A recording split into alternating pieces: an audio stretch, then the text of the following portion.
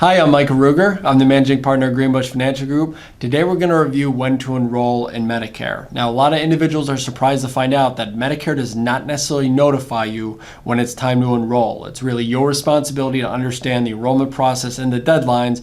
Otherwise, you could be faced with penalties, coverage gaps, and other negative events when eventually you do go to enroll. Now, a lot of people are aware of that age 65 date, where a lot of individuals do enroll at that point in Medicare Part A and B, but it's not uncommon anymore for individuals to work beyond age 65 and still have employer-based health coverage. And for those individuals working beyond 65, a lot of them incorrectly assume that because I've still got health insurance through my employer, there's nothing I have to do with Medicare. In a lot of cases, that's actually false.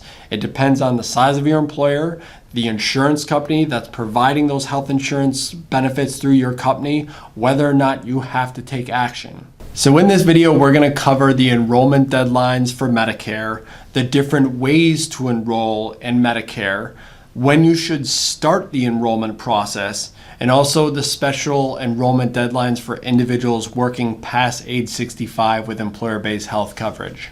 So we'll start out by reviewing the initial enrollment period. Now, the initial enrollment period is when you turn age 65 and you first become eligible to enroll in Medicare Part A and B.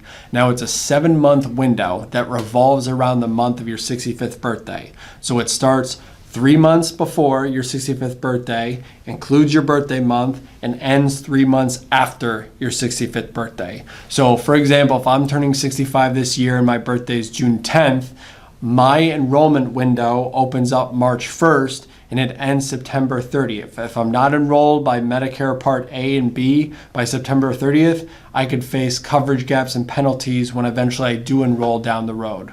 So the Medicare enrollment process takes a few forms, and one of the variables in the mix is whether or not you're taking Social Security benefits prior to age 65. If you're taking Social Security prior to age 65, you will automatically be enrolled in Medicare Part A and B with no action taken. All of a sudden, your Medicare card will just arrive in the mail a month or two before your 65th birthday. Now, that does not necessarily mean there's no action you need to take, because most individuals, when they become Medicare eligible, will enroll in either a Medicare Supplemental or a Medicare Advantage plan, which fills in the cost gaps not covered by Medicare. So once you get your Medicare card, then that opens up the opportunity to enroll in one of those plans, and typically you want that coverage to begin the first of the month that your Medicare coverage, otherwise you could be exposed for unexpected health costs.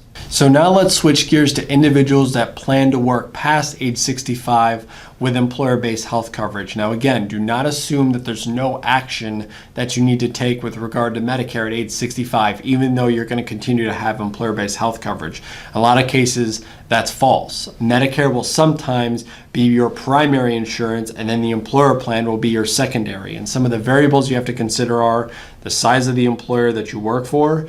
Is that plan through the employer considered credible coverage in the eyes of Medicare? Who is the insurance company that's providing the benefits through the company? And also, if your spouse is covered by your plan or you're covered by your spouse's plan past age 65, what are the terms of that specific plan through that employer? Now, I'm going to make a blanket recommendation here.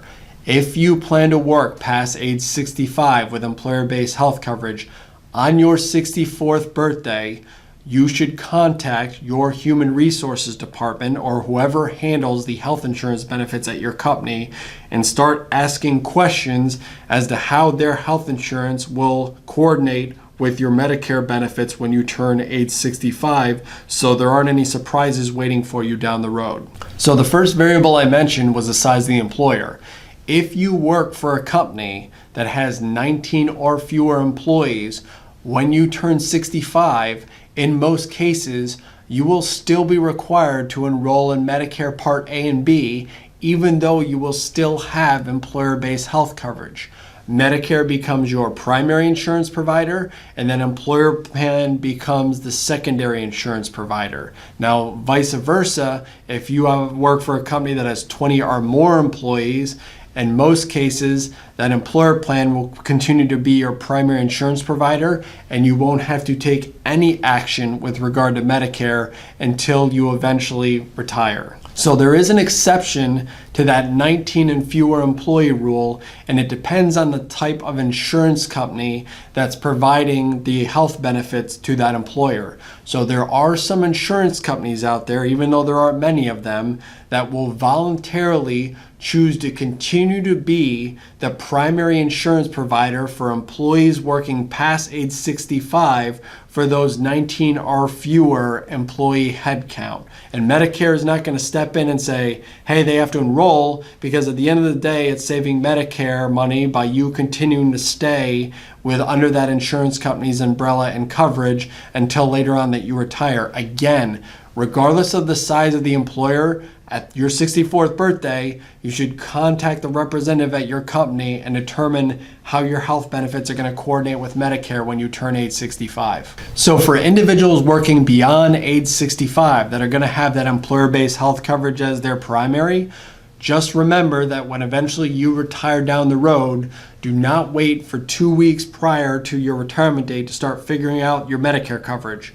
We normally recommend that employees reach out to us 90 days before they plan to retire, because we want to make sure we have time to enroll them in Medicare, to enroll them in their Supplemental Advantage Plan, so their coverage begins the first of the month as soon as their employer coverage ends. And people don't realize that you cannot enroll in Medicare online if you're enrolling past that 65 initial enrollment period. If I'm enrolling at 66, 67, 68, like I actually have to go into the Social Security office to enroll, because my employer or the insurance company has to give me a letter proving that I've had employer-based credible insurance coverage, so it will open up what's called my special enrollment period, which lasts for 8 months after the end of my employment with my company. And that's the period of time I have to enroll in Medicare Part A and B without penalty. Now, even though 8 months sounds like a long time after you retire,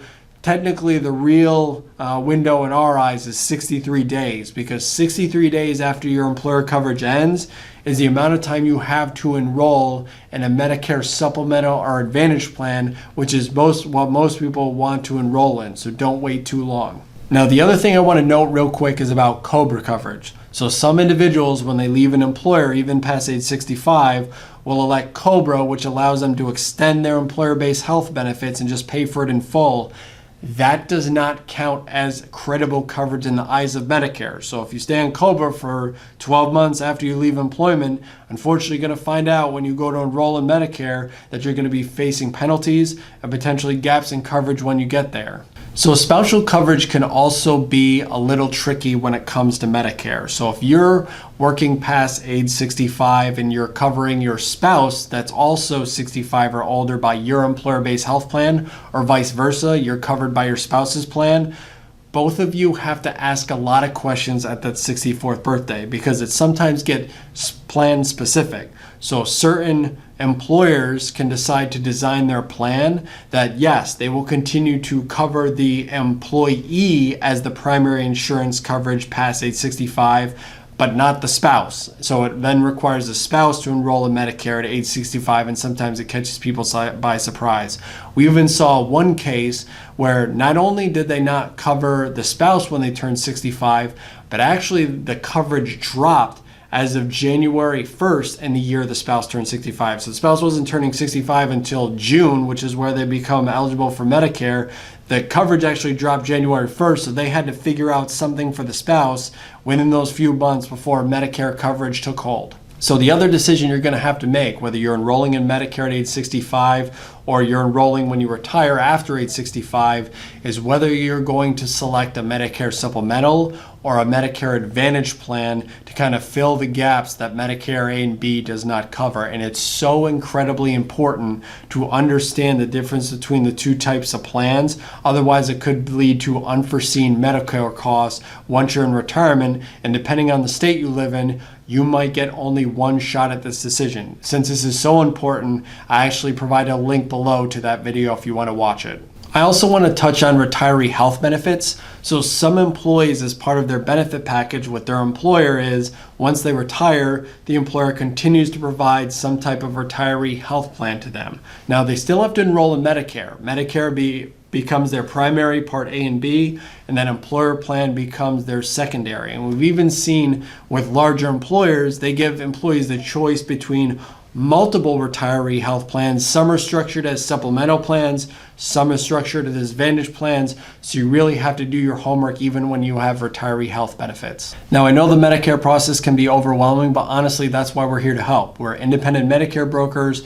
We're here to help you enroll in Medicare, make the process simple, make sure you don't miss any deadlines, that you obtain the right supplemental or Advantage plan, and we're here to provide you with ongoing support throughout retirement. And the best part is it costs absolutely nothing to work with us. So if you have any questions, feel free to reach out to us at MedicareGFG.com. Thank you.